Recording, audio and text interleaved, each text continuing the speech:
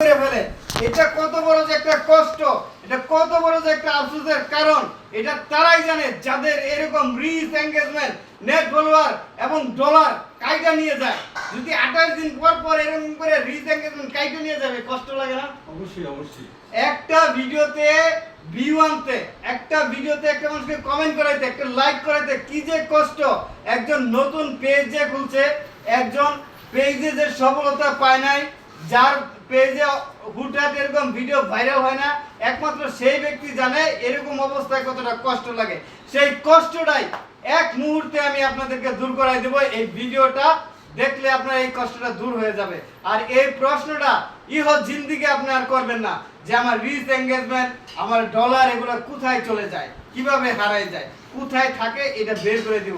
তার আগে এই ভিডিও থেকে যদি আপনি সর্বাত্মক সাপোর্ট নিতে চান, তাহলে ভিডিও নিচে চলে যাবেন। যারা কমেন্ট করছে, জাস্ট নাও যারা কমেন্ট করছে, সেই কমেন্টে রিপ্লাই করবেন, তাদের আইডিতে ভিজিট করবেন, এতে করে অ্যাক্টিভ ইউজার পাবেন।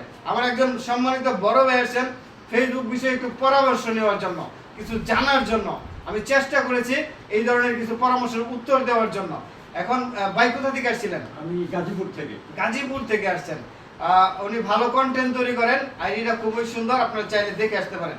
এখন বলবো আপনার রিচ এঙ্গেজমেন্ট, নেট ফলোয়ার এবং ডলার যে ইনকাম করেন, 28 দিন পরে পরে লাল কেন হয়ে যায়, কেন লাল হয়ে যাবে? এটা লাল হয়ে যাওয়ার কারণ হচ্ছে, আমরা একটা কোম্পানিতে যখন জব করি, আমাদেরকে 1 তারিখে যদি আমরা জয়েন করি, তাহলে 30 তারিখ পর্যন্ত আমাদের যে ডিউটি, আমরা কয়দিন ডিউটি করলাম, কয়দিন অ্যাবসেন্ট করলাম, কয়দিন লেট করলাম, কয়দিন কি জরিমানা ঘটাইলাম, এই সব কিছু হিসাব নিকাশ কইরা আমাদেরকে কিন্তু 1 তারিখের মধ্যে পেমেন্ট, 1 তারিখ কিংবা 10 তারিখের মধ্যে পেমেন্ট দিয়ে দেয়।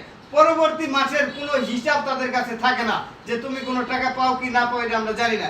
এই মাসে ডিউটি করবা, এই মাসের হিসাব আবার আমরা করব, আগামী মাসের 10 তারিখে আবার তোমাকে আমরা টাকা বুঝাই দিব, তুমি কি করলা না করলা এই সব কিছু কিন্তু আমরা হিসাব করে তোমার টাকাটা দিয়ে দেই। পরবর্তীতে কোনো হিসাব আমাদের কাছে থাকে না। তেমনি ফেসবুকে আমরা যে view, reach, engagement, net follower এগুলা পাচ্ছি, লাস্ট 28 দিন এগুলা আমাদেরকে দেখায়, পরবর্তীতে এটা আমাদেরকে ব্যাগে নিয়ে যায়।